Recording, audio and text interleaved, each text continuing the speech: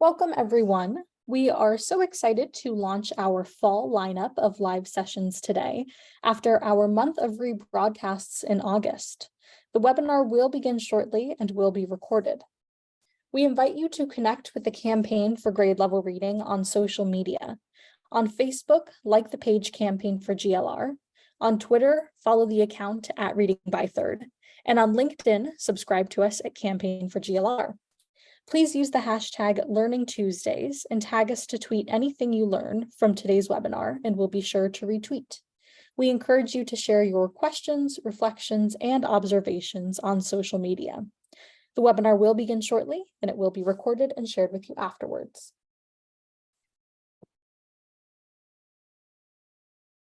Okay, once again, welcome to today's webinar. Again, we are very happy to have you with us for our first live session of the fall after our month of rebroadcasts in August. My name is Sierra Sanchez, and I'll be behind the scenes helping to produce this webinar. I have just a few housekeeping tips before we get started. First, we'd love for you to introduce yourself, so please use the chat box at the bottom of the screen to share your name, city or state, and your organization. Be sure when responding to select both panelists and attendees so that we all know who is here. All attendees are in listen-only mode, but we encourage your engagement by posting questions in the Q&A box. We'll be dedicating some time towards the end of the discussion to respond to those questions you post. The webinar is also being recorded and live streamed on Facebook. An email containing the link to the recording, as well as any slides, bios, and resources, will be sent in a follow-up email on Friday. Additionally, we'll be posting a brief on-screen evaluation during Q&A and highly encourage you to respond. This helps us with our commitment to continuous improvement. Lastly, I'd like to call your attention to our upcoming learning and engagement opportunities. We hope you'll come back to join us next week at 3 p.m. Eastern Time on Tuesday, September 12th, when we will engage experts in early childhood education policy for a discussion of urgent action needed to ensure families can access what they need.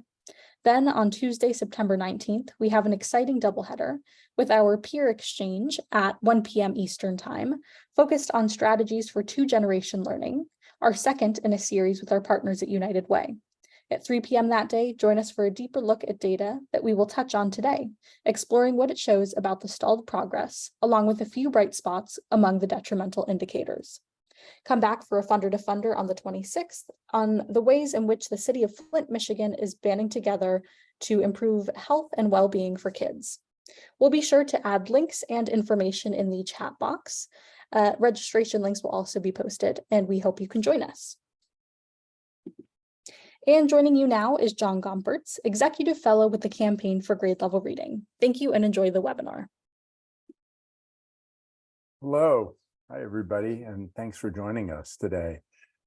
Thanks, as always, to the wonderful Sierra Sanchez, who makes all the technology work so well for all these events. And thanks to my colleague, Emily Samos, who you all know is the mastermind of so many of these sessions.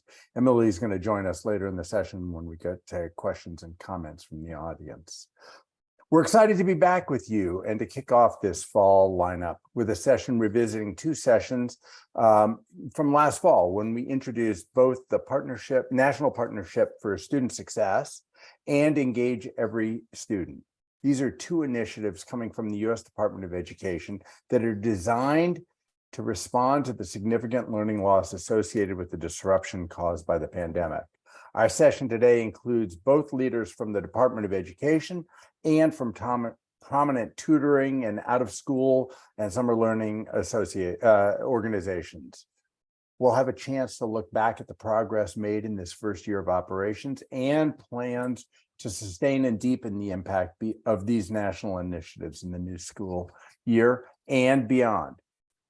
So as we come off the summer and launch into a new school year, we return with a renewed sense of concern. Once again, we have data showing that the 2022-2023 school year progress fell well short of the pre-pandemic levels, and that persistent achievement gaps have widened, actually.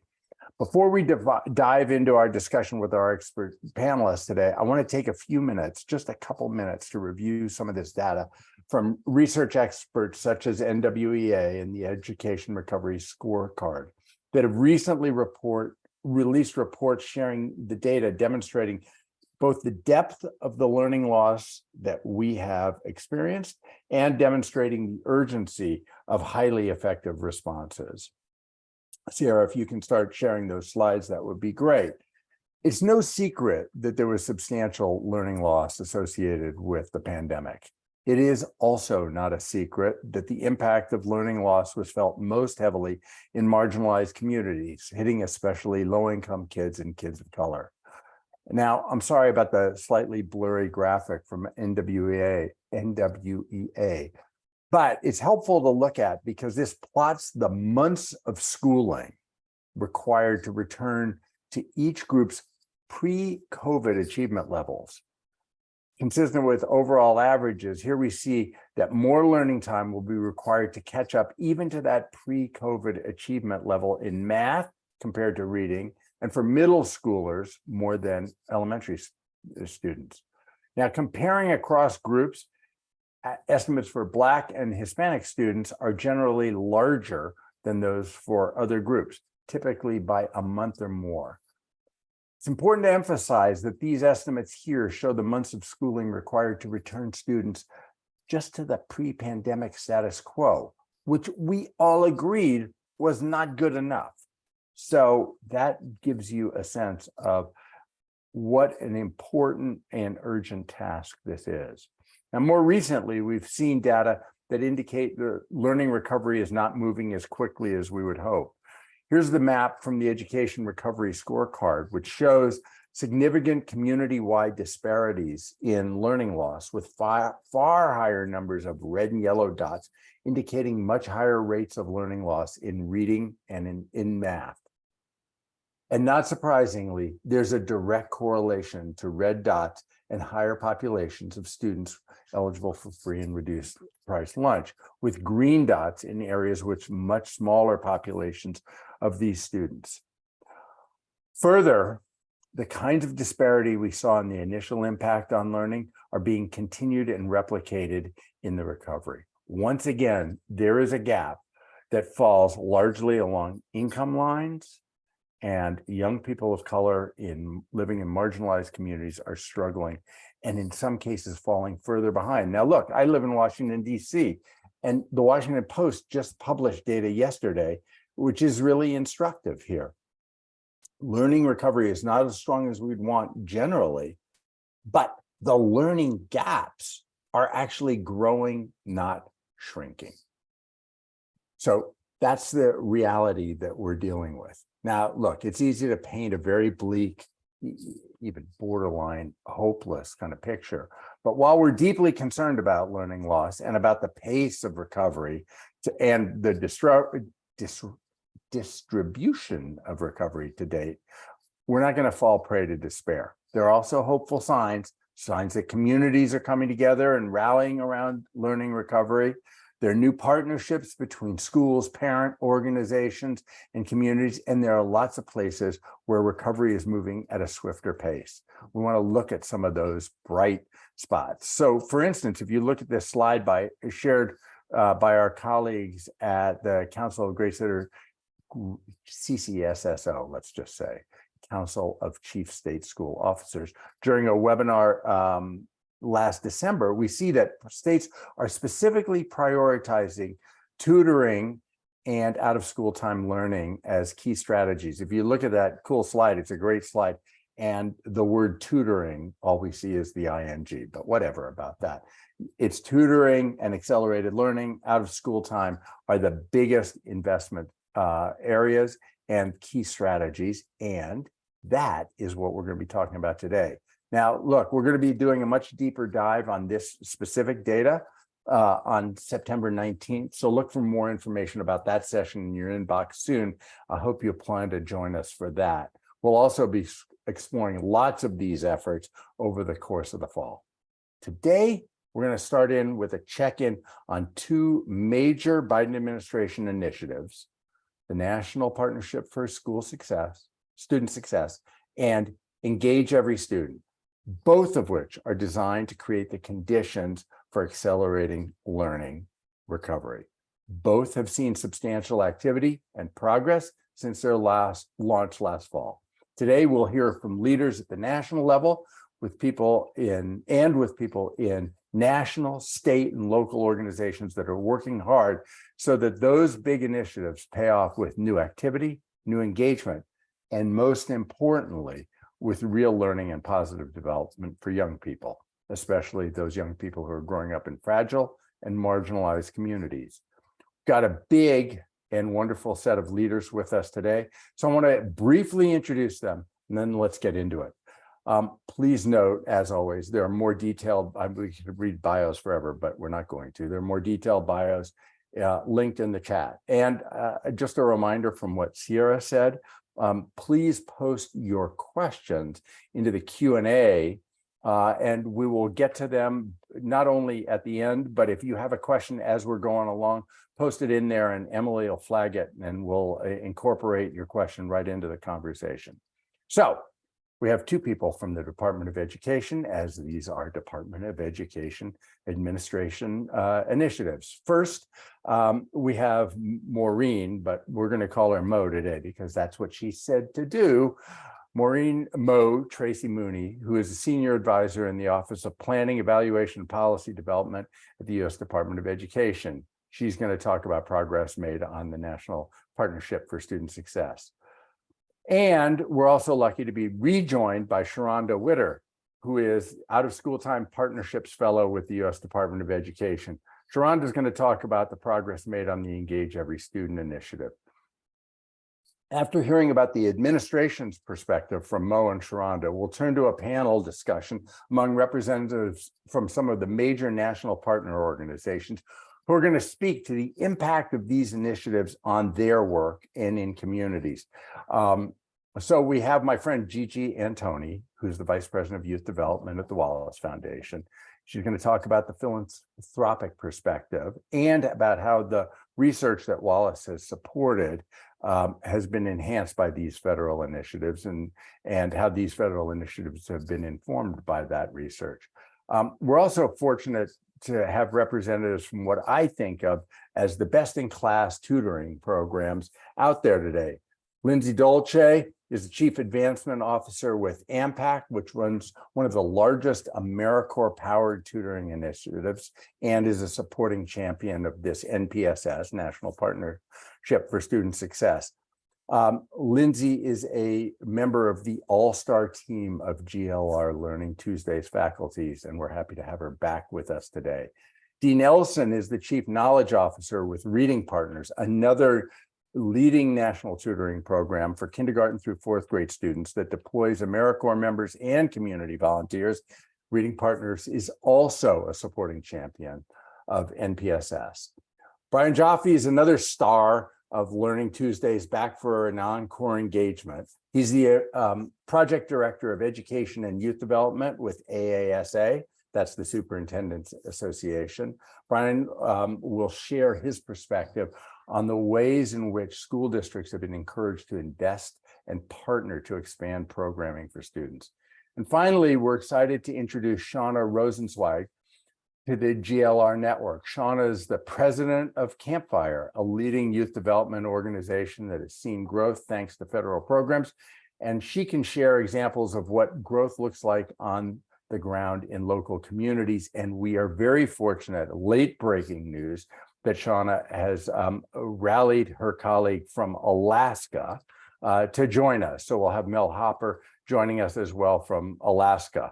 I'm really looking forward to what all of our guests have to say today, and also to your questions. So I hope that those of you who are watching or listening will share your questions, and we will work to incorporate those questions into our conversation.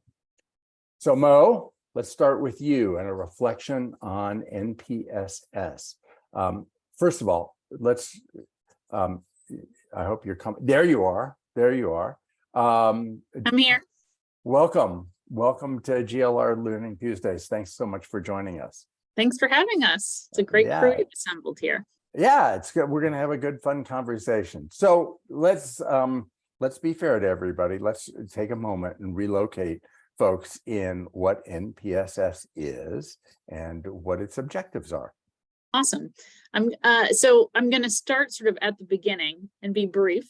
So obviously, when the Biden-Harris administration started, we were at what we all acknowledge is a particularly unique and difficult moment in the history of public education in our country. 46% of our public schools were closed. So when we came in, we had two immediate tasks. The first was to safely reopen schools and also to immediately begin to work to start to support the academic and also mental health and social and emotional recovery of our students, because it was clear that we didn't have the full scope of the impact yet, that the impact was going to be fairly devastating, which is why the American Rescue Plan included all this money just in the elementary and secondary school emergency relief funds, $122 billion to tackle not only safety, but also academics, mental health, the broader needs of students. And as we began to engage with the field, we really saw that students needed a few things. First, really high quality evidence-based tutoring and other individual and small group instructional support to address their academic needs, trusting relationships with caring adults to support their social, emotional, and mental health needs, integrated student supports to address a range of student and family needs. I think we all saw the vital role that schools play during the pandemic when we saw food delivery happening during the school day, because people were saying, oh, wait, this is where so many of our kids are getting their meals. And finally, support in developing and implementing post-secondary plans. We know so many students rely on that peer group ahead of them as they figure out their own college journey. And so many of our high school students were really robbed of that. But as we engage with folks, we saw that schools were trying to do this, districts were trying to do this, but we're running into two main problems, I would say.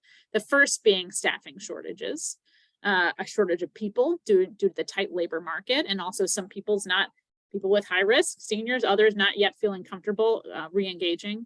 And two, quality. We all know by now that one tutoring program and another tutoring program are not necessarily alike, and you have to spend a lot of time on quality to get the impacts we want. So the Biden-Harris administration, specifically the Department of Education, AmeriCorps, joined together with the Everyone Graduates Center at Johns Hopkins University to launch the National Partnership for Student Success, which is really a public-private partnership that's really designed to help local communities, school districts, create, expand, and improve programs that are focused on 5 student support roles: tutors, mentors, student success coaches, integrated student support coaches, or coordinators, and post-secondary transition coaches. So that, in a nutshell, is sort of the history of the NPSS and where we came from.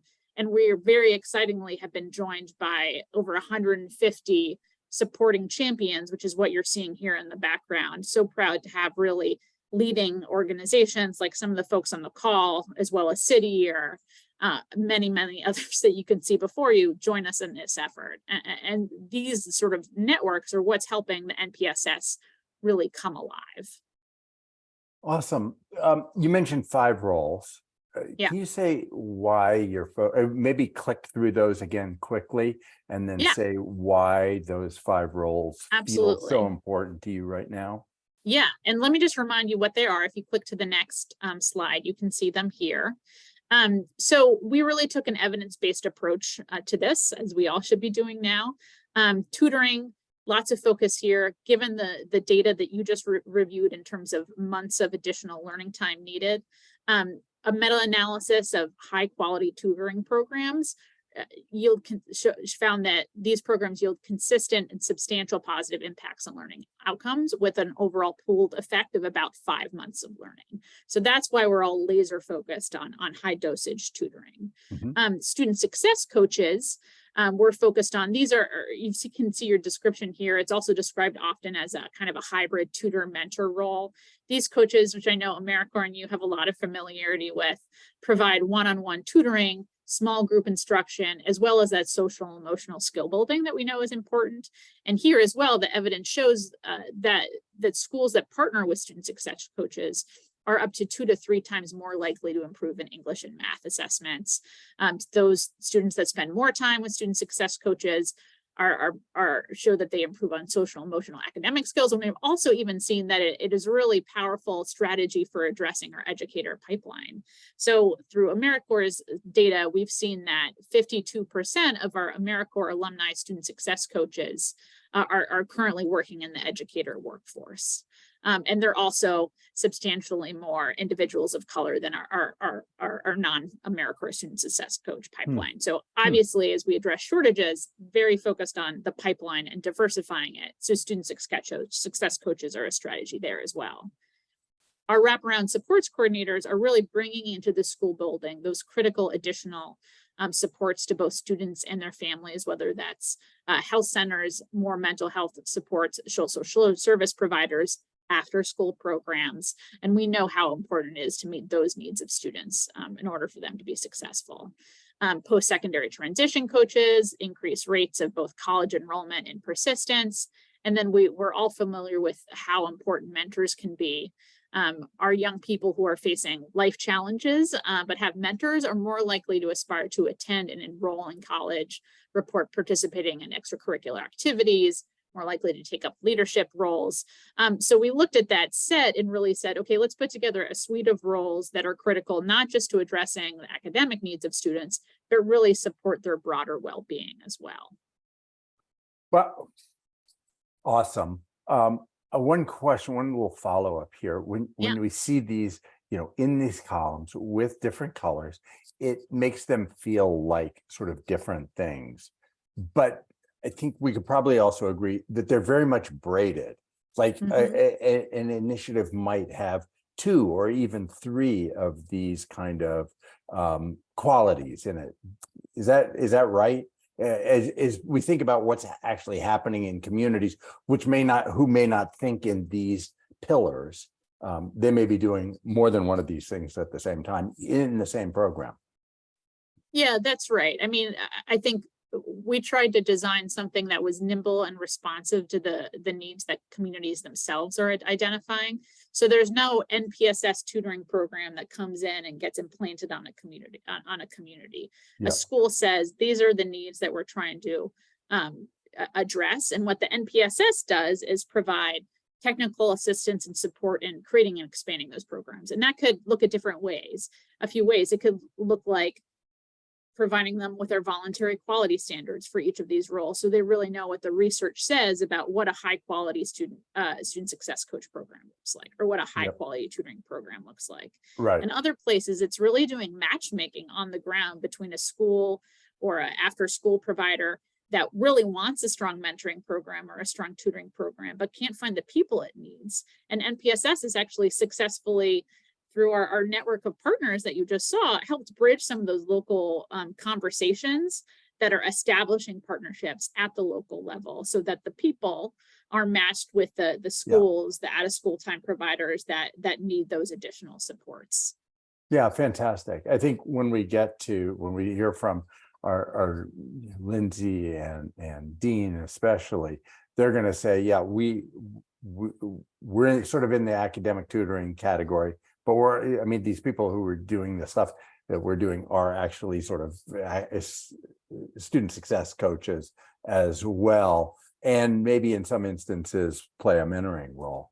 So tell us that's a great background. Awesome job, Mo. So what's happened in the last year? Yeah. How successful is this?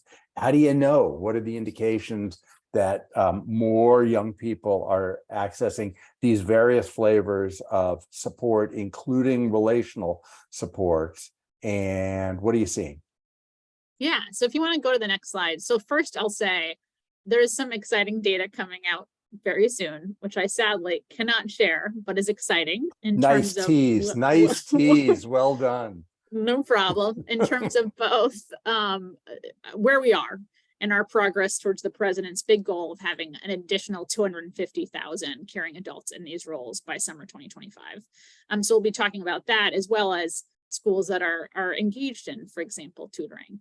So more on that is coming soon. What you can see before you is what we've been up to since the NPSS launched last summer. And so a lot of the work has been providing that direct technical assistance, but also building the sort of ecosystem and infrastructure to support these efforts. So convening key folks like reading partners and others to draft voluntary quality standards that all the leading providers in these spaces agree on for what high quality tutoring looks like, what high quality mentoring looks like. Publishing a district toolkit for doing this work. We provided the same for states that want to set up a state partnership for student success that leverages these partnerships between IHEs or out of school time providers in our schools. Critically, we've put in place technical assistance partners, which I'll show you in a minute, but are the real bread and butter, I think, of the NPSS in terms of the reach into the ground. The NPSS awarded Community Collaboration Challenge microgrants that are actually helping individual communities bring partners together to address how we can get more people into these roles. And then with the Department of Education, the NPSS Hub launched a higher education coalition. So earlier this summer, the Department of Ed, Secretary Cardona issued a letter to our districts and our institutions of higher education saying, hey, work together to address the needs of our K-12 students. It's important for everybody, for our schools and also for colleges and universities that are trying to attract and retain and graduate students. And we specifically called on colleges and universities to use more of their federal work study funds to increase the number of folks, college students serving in these roles. And AmeriCorps has also been really leading the way here. They received a good chunk of money through the American Rescue Plan and these volunteer generation funds, which help build the capacity of organizations to have volunteers in these spaces. And through those awards, we think there's going to be an additional 26,000 volunteers in NPSS awards. They launched a new competition for FY23 doing the same. But I'd love to dive into the TA if you want to move to the next slide. So this is where some of the most exciting work is happening. The NPSS has in place these partnerships with 6 technical assistance providers for each of our roles. Accelerate, a National Student Support Accelerator for our academic tutors, City Year for student success coaches, Community in Schools for our wraparound supports coordinators, the National College Attainment Network for post-secondary transition coaches, and Mentor for mentors. So what happens is that we have a technical assistance hub at the NPSS website. It's staffed by our good friends at the Everyone Graduate Center, where there's living, breathing humans doing this work every day to support the NPSS. So districts, colleges, and universities, nonprofits can reach out and say, hey, we're trying to do this work, but we can't attract the mentors we need. Can you help? Or we're having difficulty with quality and need somebody to troubleshoot with. And the NPSS will engage if it's about student success coaches, City Year, and broker a conversation where they're identifying the needs that requester has and figuring out a path forward. This is no cost technical assistance. So really encourage anybody on the line doing this work that's really struggling to go to the NPSS website, which I'm sure has been chatted by now, or which you can find via Google, and submit a request for technical assistance, because there's resources out here that can help solve the challenges that you're facing with you.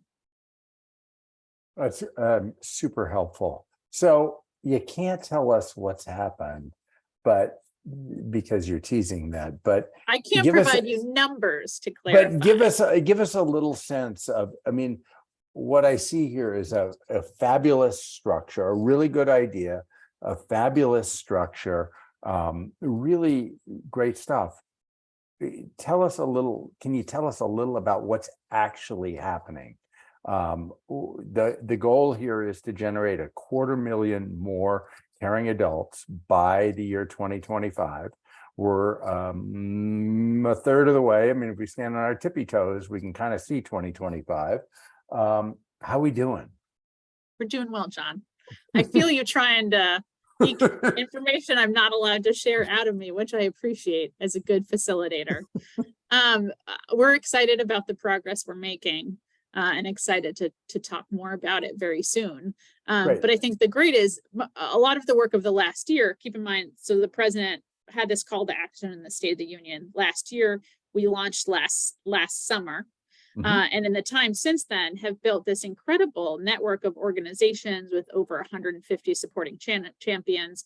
We have our incredible TA providers that are providing support to local organizations day in and day out.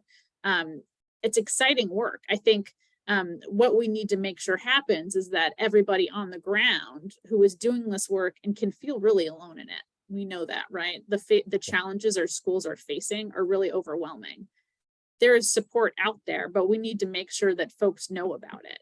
So not only the people on this line, but all of you are engaged in other work in your communities, sharing information about the NPSS with your network, with your partners, so that your community can also access this support and get the resources it needs to continue in this work. And I'll also say that on the last side, it highlighted a Dear Colleague letter. So obviously, there's a lot of focus right now on the expiring American Rescue Plan funds and how are we going to sustain all these efforts. One of the links that will be chatted is a Dear Colleague letter, and it includes a whole list of Department of Education funds that can be used to sustain these kinds of efforts. So it's important now that we also continue to think strategically, because as you know, John, we can't just address the pandemic recovery. Yep. We have to address the underlying achievement gaps we had before the pandemic.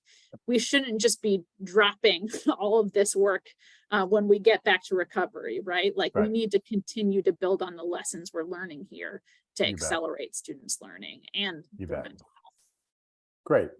Thanks so much, Mo. We'll be back to you. Don't go away.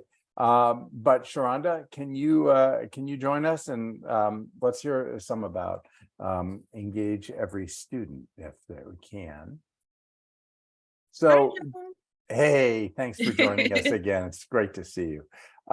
So sort of parallel to what we saw in that conversation with Mo, can you just reorient people? Like, what is engage every student? Why did you launch it? What are we trying to do here? Absolutely. And thanks for having me back again, John. Of course, you were a star the first time. Of course, we want you back.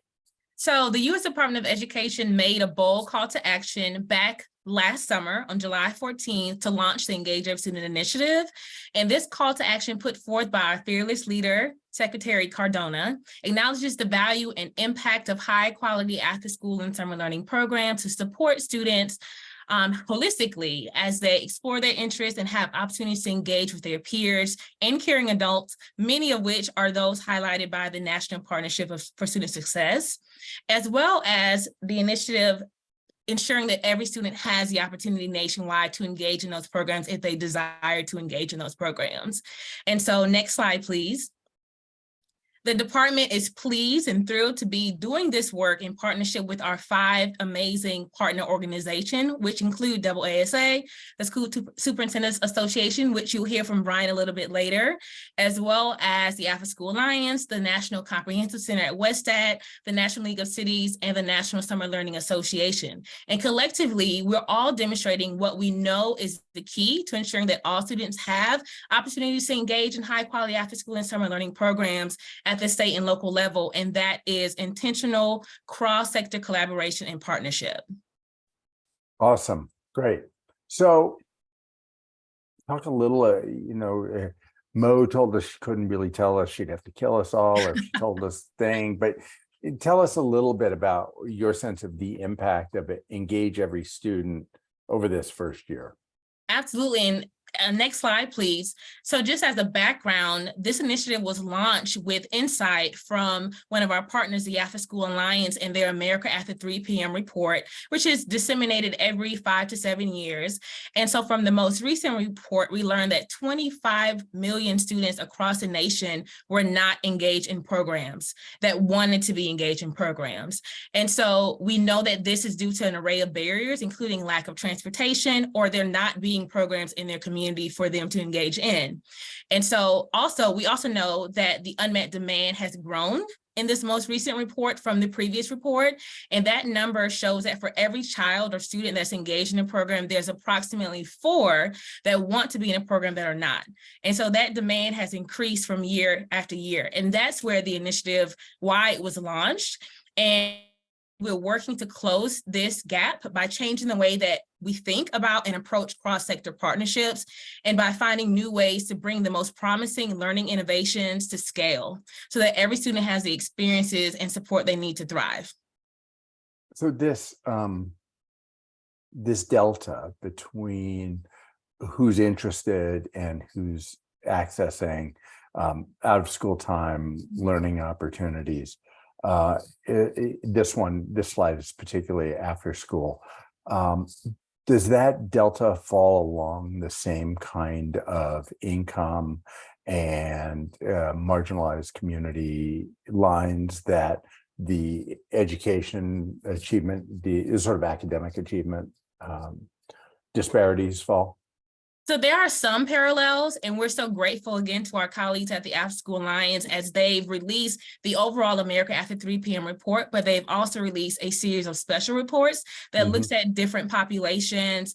We look at rural communities, we look at our African-American students, we look at our, an array of special reports. And so we see some parallels with the unmet demand across those reports, but I won't say that it's going to be exactly the same as other reports that we have available across education. Okay, awesome. So tell me what's on tap for year 2. Well, first of all, next slide, please. We've done a lot in year 1. We've had some amazing impacts that we've been tracking. We do have an investment map, which I think the link will be put into the chat, where we've been tracking the investments for American Rescue Plan and other funds that have been leveraged specifically for after school and summer learning. And I just want to quickly highlight a few of those examples that we've seen in year 1. And so we have Jackson Public Schools that has invested $15 million for after school and summer programs. And with that, they're serving 3,700 of their students across the district with that investment. At the city level, we've seen examples like New York City, which has invested $65 million and is engaging 3,000 students citywide in after school and summer learning. And then at the state level, we're seeing examples like that in Minnesota, where they've invested $75 million for summer learning and $12.5 million for after school. And together they're serving 6,250 of their students across the state for after school and summer. And in our map, we have with our map and our pledges, we have more than 100 examples of where those funds are being leveraged to engage by increasing capacity of existing programs or creating new programs. Additionally, in year 1, we have done a lot of work. Next slide, please. We've been tracking our allies and pledges. So similarly to the National Partnership for Student Success, we have national entities and organizations that have joined on our initiative, and we call them allies. And so we're excited to have 130 allies plus. We're growing, and we hope some of you on the call will join us as well, who believe in the value and impact of after school and summer learning and are saying, hey, I believe that all of our students should have the opportunity to be in these programs, and I want to join you in this effort. So the doors are open for more in year 2. We also have our pledges and our investment example maps, and for those you're seeing how they're leveraging funds specifically for after school and summer learning, and we're so thrilled to be at nearly 500 just after our first year. And then we also launched a newsletter, Engage Every Student Today, and we're so excited that we launched that in November of 2022, and we're thrilled to be now past 20,000 subscriptions. And so that's the way to kind of see what's up to date when it comes down to the Engage Every Student initiative. And so if you've not received our newsletter, we encourage you to sign up for that today as well. And then we've also been busy, as Mo mentioned, with National Partnership for Student Success. They're doing a lot of work around TA, and the department, as well as our 5 national partners, have been very busy in year 1, John. We've racked up a lot of frequent flyer miles, if you will. We've been traveling across the nation and attending conferences, town halls, and really engaging with stakeholders that are interested in after school and summer learning and really want to work to ensure that students have opportunities to engage. And we've been doing a lot of that. We've also been reaching our stakeholders through a lot of TA virtually. We've launched a series of quarterly huddles for our allies and pledges. We've also launched an array and a series of webinars on different topics. And we have 2 coming up. We have one this month focused on parent and family engagement, and one in November focused on after school and Native American and tribal communities. And we have office hours every first Friday where you have an opportunity to engage with us one-on-one to kind of communicate any challenges or barriers that you're having to engage every student, like what is hindering your program from increasing capacity, or to form those relationships across sectors. We're there every first Friday to provide some support and to guide you in the direction to overcome those barriers. And we also have a series of tip sheets, which are quick documents that you can download with an array of different steps you can take to address any challenge that you have. So we've been busy, John, and you have. We've been extremely busy, but we are seeing the impact, and we're seeing the growth, and we're seeing how our students are being engaged and how the partnerships are working for our students. So let me, I want to show your video in just a second, Sharonda, which will be great. But I want to press you for just a sec on a parallel again with what Mo was talking about with the NPSS, National Partnership for Student Success. One question I have has to do with, are the activities that you're supporting through out of school time and including summer learning aligned with those 5 pillars that Mo showed us, of the sort of flavors of engaging with students or modalities of engaging with young people? And then the second question is, Mo talked a bunch about quality. So how do you think about quality? So first, let me push you on those 5 pillars or whatever we want to call those areas of ways of engaging with young people. So yes, we are seeing parallels with some of the roles that National Partnership for Student Success is focused on. For example, in our programs, we're seeing mentorship being a huge part of it, also tutoring, and general academic exploration that our students are having. So yes, there are lots of similarities across the programs, our initiatives, I should say, with the roles that we're seeing nationally and how they are showing up in after school and summer learning programs.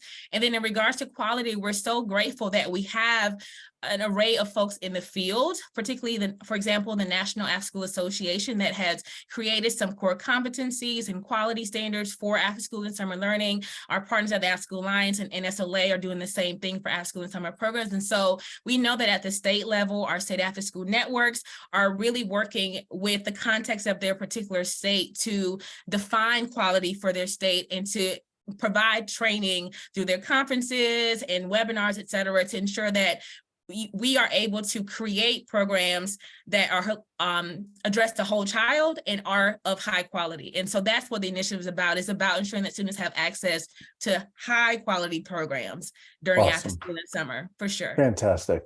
So tell us, give us a little intro into the video, and then we'll show the video, and then we'll invite everybody to join this conversation. Thank you so much. Absolutely. And we had our first year celebration back in July, and we have a video that we will share where we're gearing up and doing a call to action for year 2. We've leveraged many of our stakeholders across the nation, and we need more. We need everyone to be a part of this initiative so that we can truly engage every student. And so that means all of you on the call has a role to engage our students. Thank you, John. Thank you.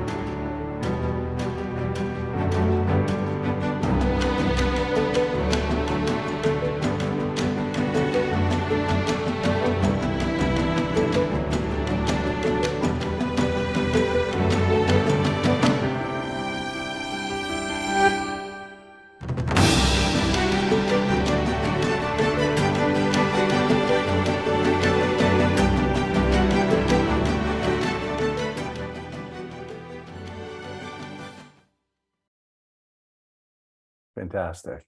Now I want to invite everybody to join us on screen.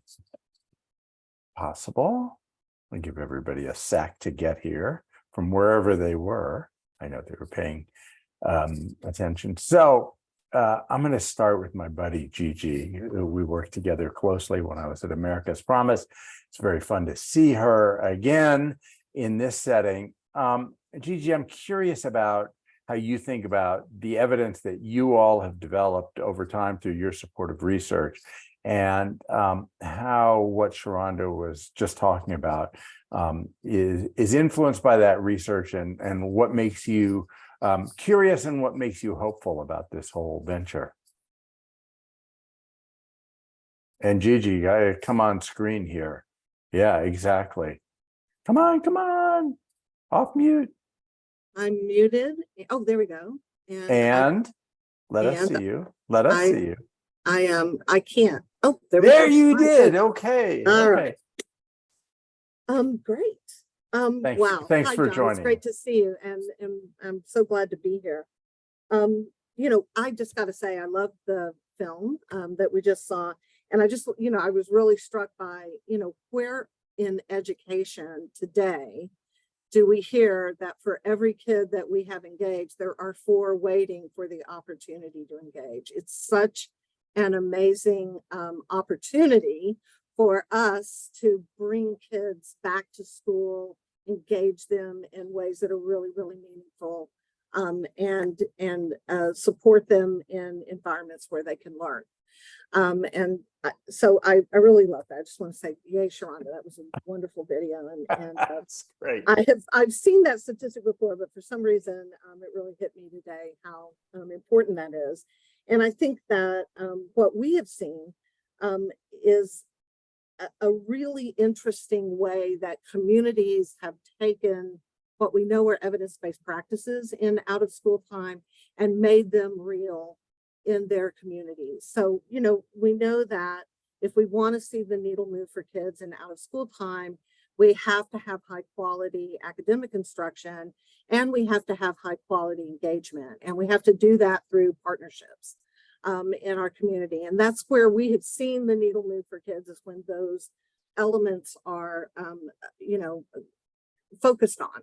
And that takes a lot of effort to do that. And with the American Rescue Plan money, and this huge focus on summer and out of school time, we're seeing really innovative things that are happening in communities to make that happen. And, the things that we ask people to really try to focus on is climate and culture, belonging and relationships, high quality instruction, early planning, teacher selection, and supporting the adults who are working. So making sure that professional development is a part of that plan, a plan to recruit and make sure kids can attend, because even if they want to attend, there are barriers: transportation, meals, the hours that things are offered, so that parents can, focus on helping their kids. Often summer will be a half a day, when in fact a full day summer program will get kids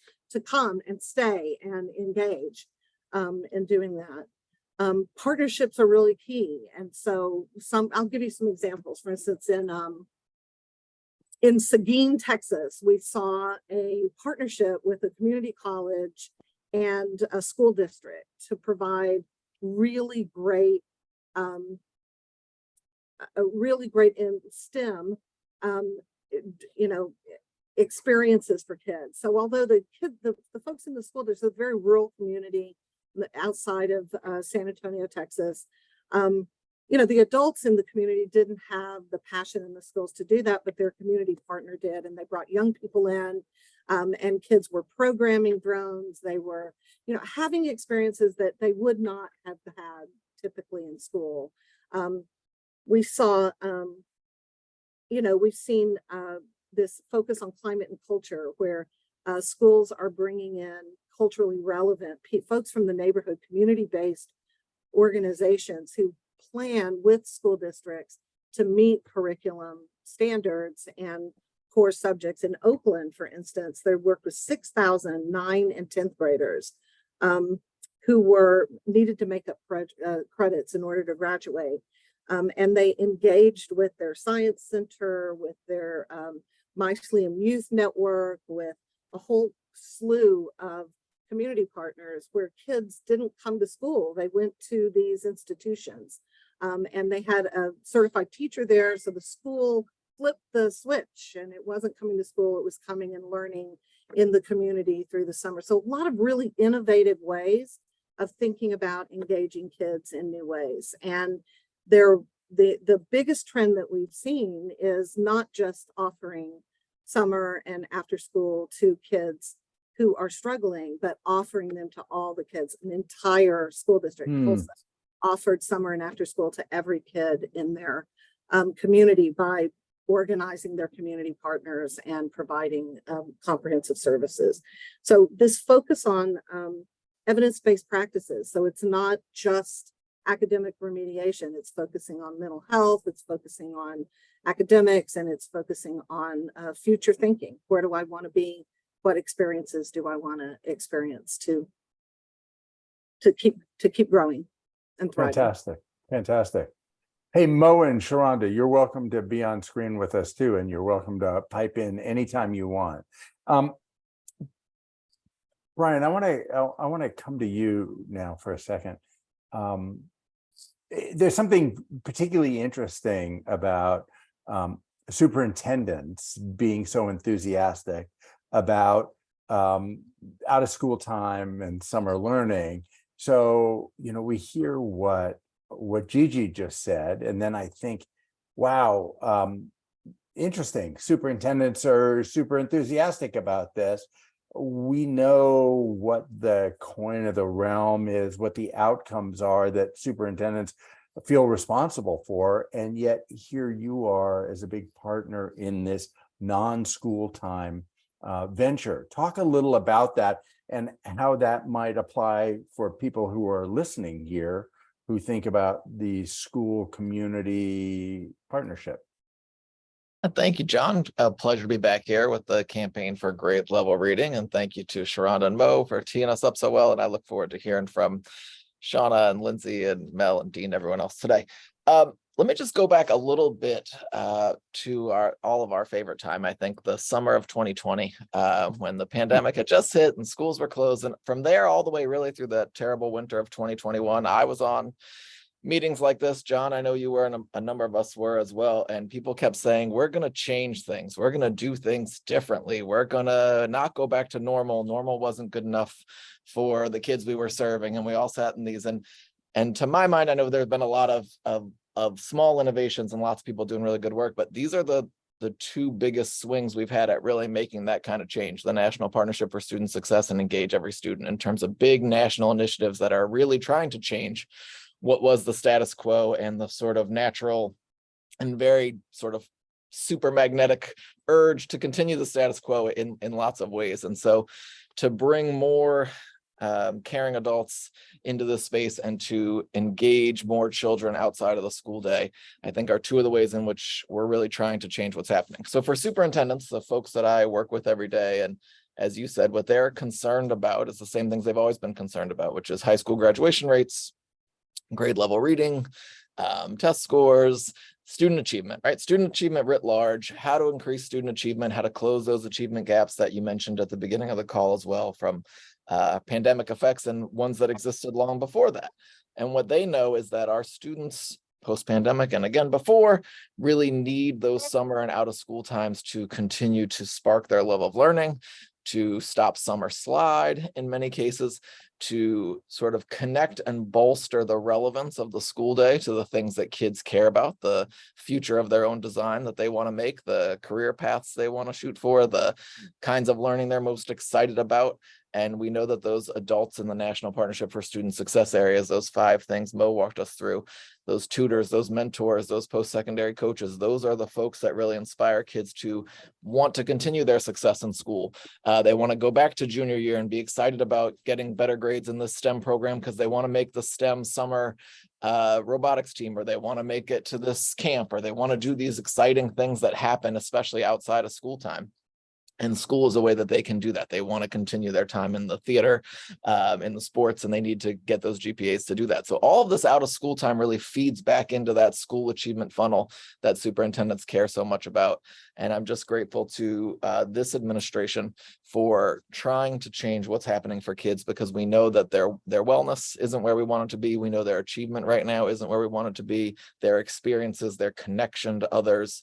We see the data on loneliness and mental wellness, and all of these things are interrelated, as you know, John, from America's Promise and elsewhere. We've got to sort of build this ecosystem out for young people, and superintendents have recognized that after many years of focusing on those ABCs, and now they know that it's not just those ABCs, but it's the community C, and it's children, and it's caring, and it's all those things that go outside of the school day that we need to make sure we're paying attention to those C's as well. And Wow, just that was, yeah, go. Well, I can- let me just, ahead. I'm going to come to you in 1 second, Mo. I am curious. I'm actually going to put a question to the people who are watching and listening, which is whether they have seen the kind of spirit that Brian just articulated so well playing out on the ground, because I think the leadership at the national level is so important. And we all know that where stuff happens is at the community level, and those people may subscribe to everything you said, but yet feel so much pressure in other directions that it's hard to execute against that. So I'd love for people to post things either in Q&A or in the chat around whether that's happening, whether we're seeing local expressions, whether they're exactly what Brian just talked about or some flavor of what Brian's just talking about, but how to take this interesting partnership that's happening at the national level and bring it down and make it real at a community level. Gigi gave us some wonderful examples of this, but love to know how that's feeling for folks. And now to you, Mo. I was just going to say, I started at the department in November. Before that, I was at the White House Domestic Policy Council leading our K-12 work, and just wanted to say have been very, very careful about not just talking about summer learning, but summer learning and enrichment programs, because we recognize how important that whole child approach is. And that for so many kids, like clockwork, my grades during the quarter in high school in which I was in a play were always better than the quarters in which I was not in a play, because it made me focus and be efficient and really concentrate my efforts. So I'm in Sharonda's lane right now. I apologize, but the framing, especially around summer learning after school, very specifically, not just academic focus, because our kids need those broader opportunities as well that keep them engaged in school. Yep, for sure. Thanks so much. And Sharonda's plus oneing what you said. So there you go.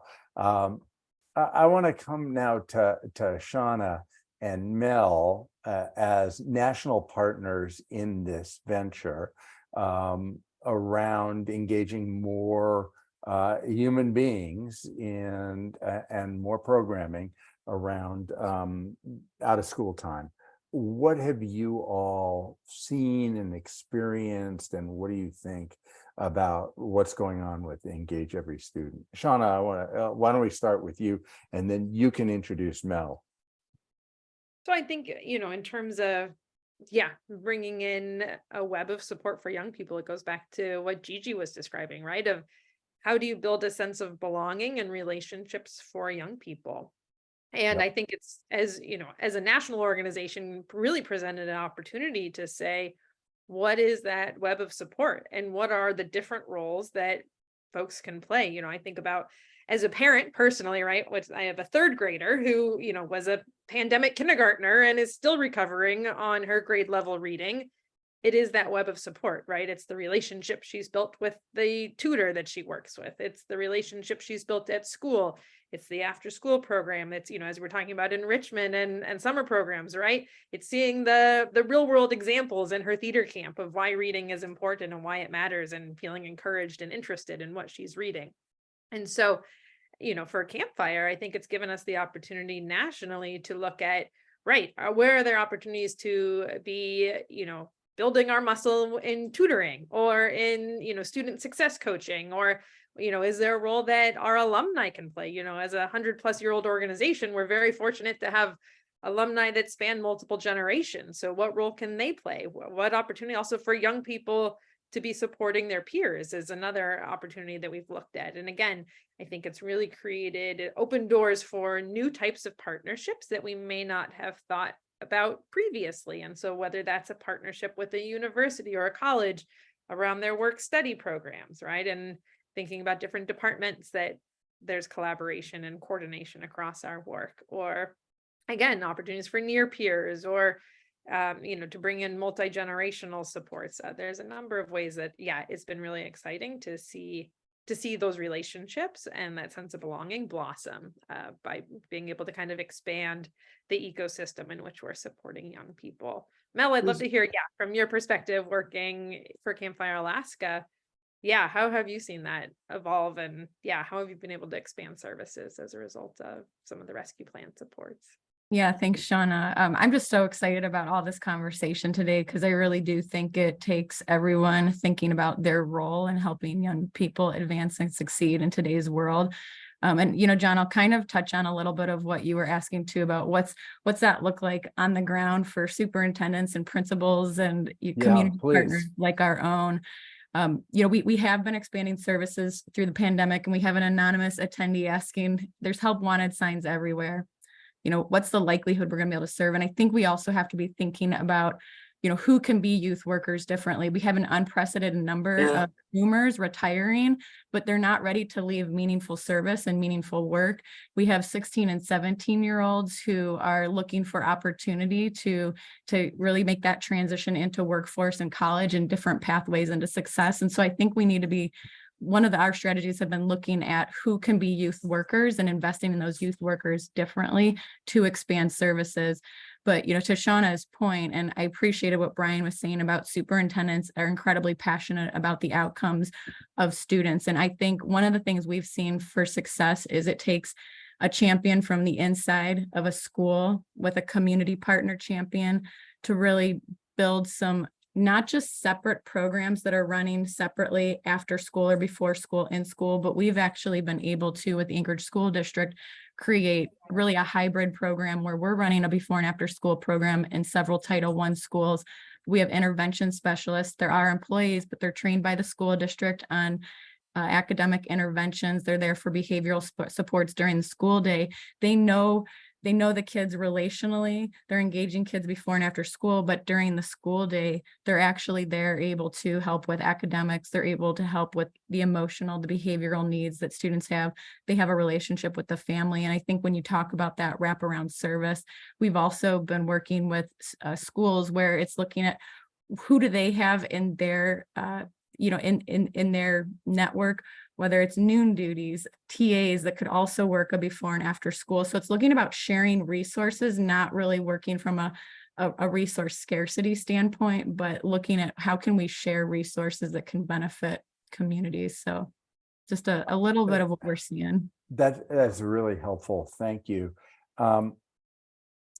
Your comment, I'm glad you pulled out that question about youth workers, and Lindsay and Dean, I'm sure, have a lot to say about this, because we can come up with all kinds of plans about engaging, you name the number of people who we're going to engage, but every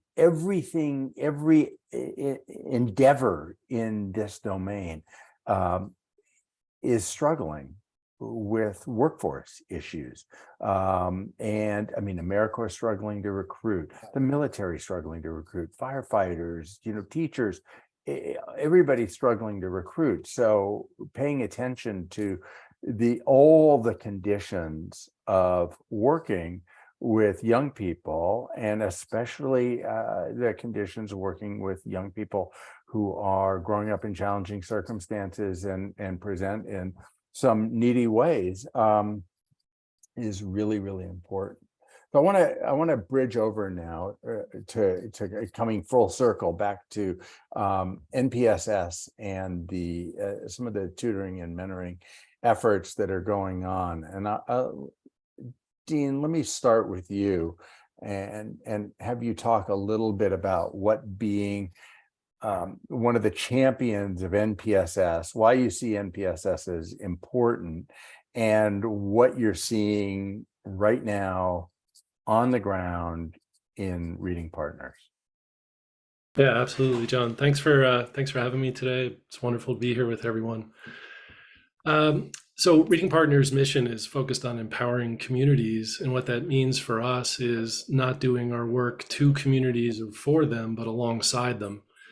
And in order to do that and provide individualized instruction the way we do and focus on results for students, the tutor pipeline for us, our ability to go out and engage community members to be tutors, is vital. And for us, our community engagement work is looking for volunteers, because in our program, we believe that anybody from a high school student to someone who has retired, who might be even in their 80s, we literally have had tutors with our programming for, a decade or longer sometimes, and they continue to learn and grow. And so the ongoing NPSS initiative supporting that recruitment strategy for lots of organizations around the country, including Reading Partners, has been really important. I mean, that advocacy work, the marketing campaign, we actually were fortunate enough to receive one of the Volunteer Generation Fund grants to recruit and train more volunteer tutors. And we were able,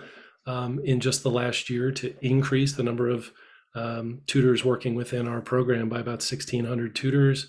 That's been super helpful. We were able to therefore engage and support more students. The other thing that's been really big for us is— Dean, can you hang there for 1 second? Sure. Would you say that the existence of NPSS and this national call for more people to engage in this type of work has been an accelerant for you? Has that been helpful to Reading Partners? I would, yes, definitely. I mean, I And think can you say a little bit of how, so that people who are listening here can think, oh, right, this is how I can convert this sort of big energy that's happening way over here into something that is happening in my community. And Lindsay, get in the starting blocks. So I'm coming to you to ask the same question. I want to connect NPSS to, what's happening for leading programs and what you guys are seeing in communities in terms of engagement. Yeah, I think one of the benefits of being part of that network and joining monthly calls is our team getting to do or getting some professional development and networking around expanding our tutoring services. So hearing from other organizations about how they're scaling, understanding, federal funding after, ESSER money goes away, which Mo was talking about before, other department programs and initiatives that might allow our organization and states and districts to continue funding. I think what we want to see is the ongoing investment that has happened. Like, I think we're all talking about this, what's the sustainability of those efforts? For us, our focus has always been on continuous improvement and learning and quality, but you can't, kick up new programs across the state and in districts, brand new, and assume that that's going to continue automatically. Right. With quality and have the kind of results we want to have for all students. Yeah. Lindsay, let's come over to you for a sec. Help people again a little bit about AMPAC and your Start Minnesota Reading Corps, and then come back around to what Dean was just talking about, please. Yeah, absolutely. So AMPAC, most people don't know that name. AMPAC is just the organization name, but we have 3 programs that people might be familiar with. So Early Learning Corps, Reading Corps, and Math Corps are the 3 tutoring programs we have, serving children age 3 through grade 8 with evidence-based literacy and math interventions. And I actually, the one thing that I want to note is that from my lens, NPSS has been a game changer because of the fact that it elevated high dosage tutoring, which has been out there for a long time, right? Reading Partners isn't new, Reading Corps isn't new, Campfire's been around a long time. There are many of us who have been operating, but in the post-ESSER era, it felt like for many districts, there were these almost like snake oil salesmen out there with all kinds of products, and filtering through to figure out what was legit and what was good was challenging without the guidance that Ed put out and in partnership with NPSS has promoted. So things like the letter from the secretary advising institutions of higher education to prioritize partnering AmeriCorps funding with work study. That's something we've been trying to do for a really long time. This entity has helped make that possible and open a door for us to say, look, the Secretary of Education is saying you should do this. We're just trying to do what the Secretary wants us to do, right? So it really has been, I think, a huge game changer. The other thing I have to say is that, we're placing 2,100 tutors on the ground this year. That doesn't happen without the push around NPSS, as well as the partnership and technical assistance that the National Student Support Accelerator provides. Similar to Dean, we've all been engaged in helping sort of advise around some of that. And I think, sharing what standards should be in place and what does it mean to have high quality, high impact tutoring in place. I think the other thing is that we've now seen an increased investment since the inception of NPSS. So we've seen state departments of ed invest in tutoring for us I'm just going to list the states because I think it's important to know. In California, in Colorado, where our partners, Colorado Youth for Change, who I saw is on the call, implements the program. In Florida, in Georgia, Idaho, Michigan, Minnesota, Mississippi, and Wisconsin, just to name a few. Wow. We also have county investments in places like New York, where they're using community development block grant dollars and Poughkeepsie to help pay for tutoring there. There's been this groundswell of support for doing this high impact tutoring that I think organizationally it feels really validating. I would just say, I'm guessing Dean probably feels the same way. I do. I'm glad Lindsay shared that. I would say an example of that for us also was being able to partner with the Stand for Children in Oregon and seeing legislation finally happen in that state that makes it possible, for districts to go out and look and follow that model. So again, love Lindsay's point about NPSS really creating that space and that much higher and broader conversation about high impact tutoring. I think we're all talking about finally having a field, right, across the country that will hopefully continue down that path around quality tutoring everywhere. Fantastic. Brian, John, can I add one other yes, I please, think it's important for people to hear too. So when I say that we've recruited all these tutors, the thing that I say in every place where we operate is that we have tutors age 18 to alive. I take that phrase from a friend of mine in Stockton, California, who shared it with her church. We look everywhere. I was in Jackson, Mississippi not that long ago, and I was talking with one of our tutors there, a guy named James Jordan, and I said, okay, how did you find out about us? And he said, I knew I could do more. We have all these folks who are retired educators who know what's going on, who feel like they still have more to give, who are stepping up and stepping into the school. We have another individual on our staff who recruits people from all kinds of places, including restaurants that she goes to. We never stop looking for people who might be able to serve because we have research that demonstrates anyone can serve. And I think that's true for all of us. So it just takes a real sense of ownership of everyone really pushing for it. It's also important to note that AmeriCorps has continued to increase the living stipend, and that has allowed us to increase what we're paying people and in terms of the living stipend that they receive for service. That I think is another really critical piece, and we continue to push to increase that amount even more. So I think I feel like there's lots of hope that I hope people are gleaning from this. And I just want to jump in here because there was a question from an anonymous participant, and I think you touched on this a little bit earlier, but can you say more, Lindsay, just keep going with your thought about, we all see the help wanted signs everywhere. We all know that. So how are you competing with that? And that, it's that story that you just told about the guy in Mississippi, but how do you make it work for people who, how do you make it work given the current climate? Yeah. That's a really important question. I think one thing that we organizationally have done, and I know Reading Partners does this similarly as well, those using AmeriCorps have the flexibility to create different time allocations or slots. So for our individuals who are retirees, they can serve 18 hours a week. We use that as an opportunity. One of the things we have learned that has been found not just by us, but by I think a lot of people who have been researching and looking into this is that the thing that's really resonating with people is the idea that you can have impact in your community.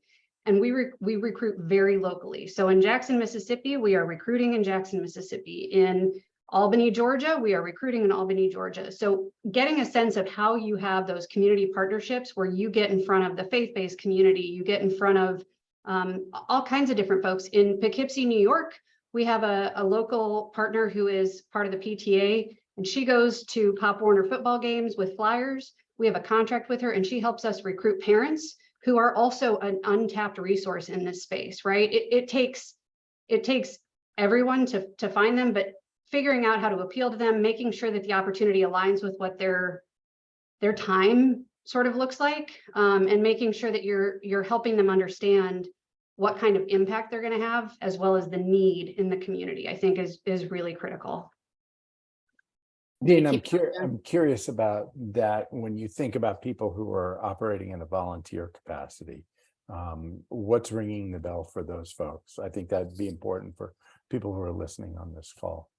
Yeah, I'd actually say one of the things that's a little bit different for us in the last 3 years because of the pandemic, the COVID pandemic, led us to figure out how to do online tutoring. And it wasn't perfect, but we got better at it each year over the last 3 years. And we're about to roll out actually a new online tutoring system so that it's easier for tutors to use and more impactful and interactive for students. So on the one hand, we believe the same way Lindsay does in her organization in terms of be local. And at the same time, what happened in the last 3 years is we lost a lot of people, right? They went in other places. They were worried because we'd always been an in-person tutoring program. So no, I'm not ready to go back into schools. Yes, I realize COVID's not as bad as before and I've got my shots, but I'm still not comfortable yet. We had another option for them. And so for us, you might be local in the community because we're recruiting therefore locally for those local schools or community-based settings. And at the same time, I was a tutor here in Colorado for a student of ours in South Carolina last year. So wow, we can actually go to rural places and places we've never really been before. We don't have a regional office and a team ready to go in and support a whole district or a set of schools. We're actually being able to expand in that way. So we're trying to actually shift a little bit of our community engagement strategies to be both local and in a way national, because I think we can get even more adults engaged in this way as long as you have a live synchronous opportunity to still create a relationship with a student, and that it's a fun, easy to use kind of platform that gets results. Awesome. Shauna, I wanted to come to you, and then Brian, I'm coming back around to you. I think you need to come to me for some questions. So we can hold on. I want to ask Shauna. Yeah, okay, I gotcha. I want to ask Shauna about sort of how you're seeing the workforce part of this in your efforts as a flagship out of school time program. Yeah, actually, Mel, I may punt this one to you to hear. You go first in terms of what you've seen locally, and then I can add what we've seen nationally.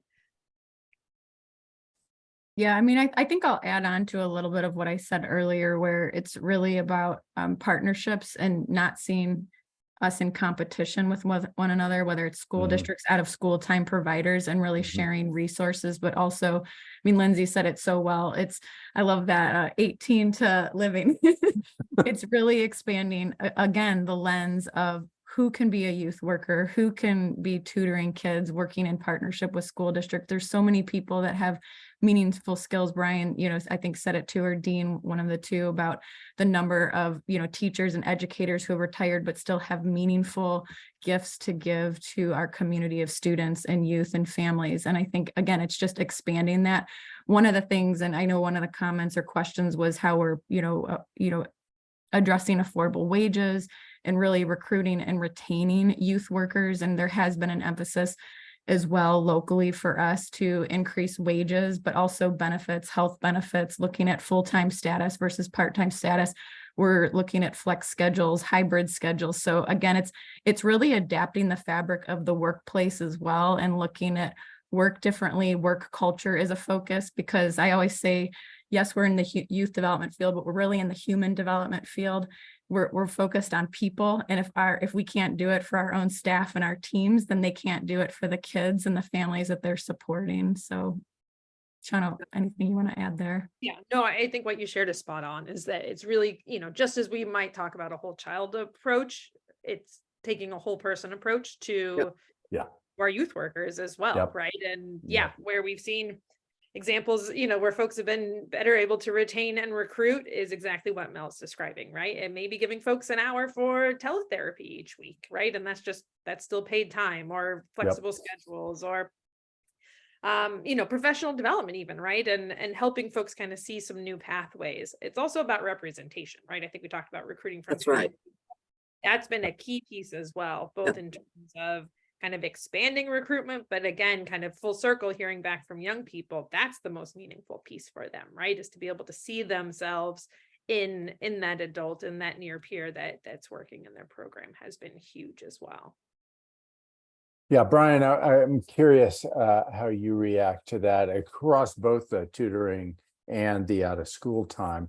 I know when we talk to school leaders, one of the most profound challenges they're facing right now are challenges around recruitment, retention of people in whatever roles. How do you think superintendents see the NPSS effort to essentially add lots and lots of people to the ranks of people, of those who are trying to help students succeed and progress and succeed in school? Yeah, I mean, along the lines of the out of school time field, the summer learning fields, tutors and coaches and all those things, schools have been struggling with this as well. There's been sort of a great recalibration, right? And in some of our relationship to the physical place and space of work, in addition to our relationship to how much time people want to work and what they want to do with that time. And so, bus drivers, we're having a really hard time filling the slots with bus drivers, in addition, of course, to paraprofessionals and teachers and lunchroom staff and custodial staff. And there's, a lot of school districts are often one of the largest employers in their area. And so there are lots of needs to fill there as well. And of course, the out of school time field also has those help wanted signs up looking for great volunteers or great paid staff or whatever their system is. So I think schools are feeling like this is a time for us to lean on each other. I think it was maybe Mo that started this conversation about during the pandemic, when it was, food delivery, when it was backpacks going home, when it was Wi-Fi hotspots in buses parked outside of apartment buildings and other things. Like, we just need more of the folks that are at the table to not duplicate each other's efforts and to build on each other's and to link together sort of and align our resources so that the reading tutors are helping towards the grade level reading, so that the grade level reading in school is helping to connect to great tutors available, so that the out of school time field is both inspiring but also buttressing the work the school's trying to get across in some of their 3 or 4 key areas, around soft skills or community or collaboration or those kind of things that can be reinforced over summer and out of school time. So I think the staffing shortages and challenges are real. I think, we'll find hopefully some market solutions to that and other sort of pay increases and other things that might need to happen to make sure we get there. But it's also about using the resources we do have, from the county, from the state, from local sources, and really making sure that what we do have doesn't have a lot of waste to it, because we've been there before as educators, and we've been cut back to the bone, and we know how to do that pretty well. But with these folks we have on the call today, and those listening, I think there's lots of out of school resources that can really help sustain and continue the work that schools are trying to get to, because as everyone here is saying, and everyone here knows, they're all the same kids, whether it's July or January, whether it's 4 o'clock or 9:30 a.m. It's the same kids that we're all trying to reach and that we're all trying to serve. And so the more we build the system that recognizes that families and students don't live in those silos, the better we can serve those families. Yeah, great, Brian. I saw the question about braiding resources, and you sort of responded right there. I think we need some creativity. I'm hoping that our friends from the federal government are also listening to that, because sometimes the federal rules make those kind of efforts really complicated. I mean, I think the way that the AmeriCorps funds are working with Department of Ed funds is good right now, but there are other monies out there at every level, and how to treat these kids, just as Brian said, in a way where they're the same kids. Like, let's not get worried about programmed funding, and put the kids at the center of all this. The kids are precious. We don't need to be so precious all the time. That's what I would say. Very good. Very, very good. Look, we could go on for a long, long time. This is a terrific group and a great topic. I hope folks filled out the survey. I want to just do a quick round robin, lightning round. Hey, John, can I just bring one question? Yeah, go ahead.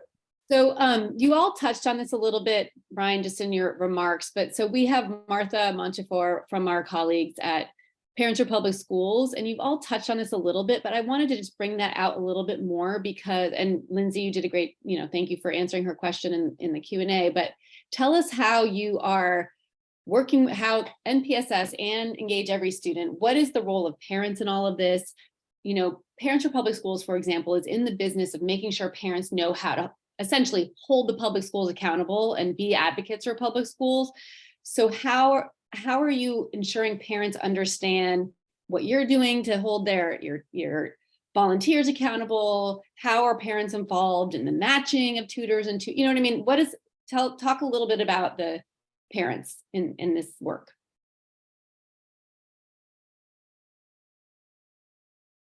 I was waiting to see. I can go first if nobody else Go, wants to jump in here. Sure.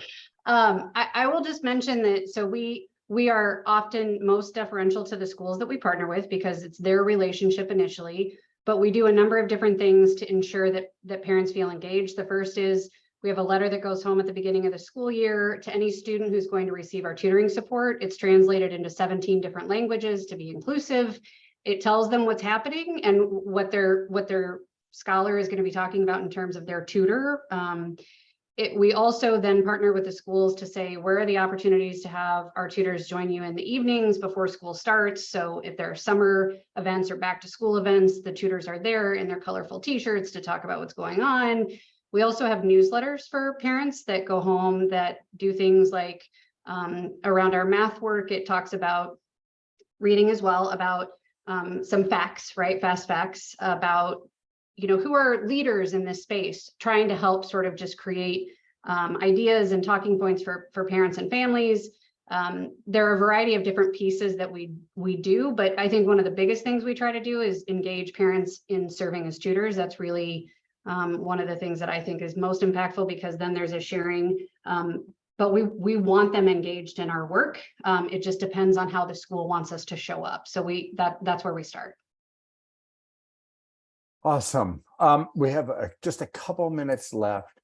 Thank you so much to all of you and to everybody who's joined this conversation. It's really been great. I want to do a quick lightning round for everybody, and I'll kick it off. 15 seconds for each of us. So here's my thought. In order to recruit as many people and engage as many people at the kind of quality that we need some narrative change around how important this is and how possible this is. There were a couple of comments in the chat about the importance of narrative change, and this has really made me think many people don't know how important this is and also how within reach high quality impact is. With that, I'm going to go, Gigi. You and I could talk for an hour, Gigi. I feel cheated, but I'm going to give you 15 seconds anyhow. Okay. I think narrative change is really, really important. And I would say, since it's a lightning round, it isn't just about schools. It's about city, it's county, it's community, it's faith-based organizations. I think changing that from thinking schools are responsible for this to thinking whole communities are responsible for this, and they need to come together to make it happen. Brilliant. Mel, lightning round. The biggest thing coming to mind is creating a sense of belonging, whether it's in our schools, whether it's in, right? So we want to recruit more people. We want a compelling message. It's about creating senses of belonging, and we all have a role in that, because when people feel like they belong, they show up, they engage, there's stronger outcomes. Awesome. Mo? You're asking the policy wonk a communications question, which is always You can say something. You can say something nerdy in policy, like. I would say making it clear to to our school leaders and our district leaders that they're not alone in this work. Love And that. so that they know that there are resources and people and organizations that can help them through this challenge, because I think often our teachers and our principals and our district leaders are fighting the fire in front of them, and need to understand the additional resources that are out there, and the folks like the people on this call that are ready to step in. Fantastic. Dean? Yeah, I'd say communities and partnerships, please join us in this opportunity to create more equity for students and put them back on a better trajectory or path to learning. Fantastic. Sharonda?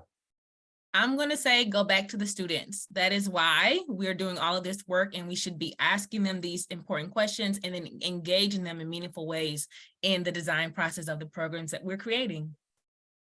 Fantastic. Lindsay? I'm going to go back to what I said earlier, which is age 18 to alive, anyone can serve, and start thinking about who in your network. Don't reinvent the wheel. We're going to share in I know the follow-up email, the research that we've done, and there are some research briefs that tell you a variety of different things, but we have multiple external evaluations that prove that anyone can be effective in a tutoring program. So please check it out. Fantastic. Shauna? Sure. So we love a good nature metaphor at Campfire. And so I think the shift from, competitive peers, or we're each kind of trying to support young people, to an ecosystem, and a thriving ecosystem, right, has so many different roles, and where it's richest or where those come together. And so again, I think it really creates the opportunity to be thinking about partnerships and how we can kind of come together and create those really strong, rich support networks for young people to thrive. It could. Brilliant. And Brian, stick the landing, baby. Thanks, John. I'll just go back to what I said at the beginning too. I remember us all saying we were going to do more, do it differently, innovate, redesign. NPSS and Engage Every Student are a part of that, but there are other things we can be doing to keep that commitment for kids, because they've been through a lot.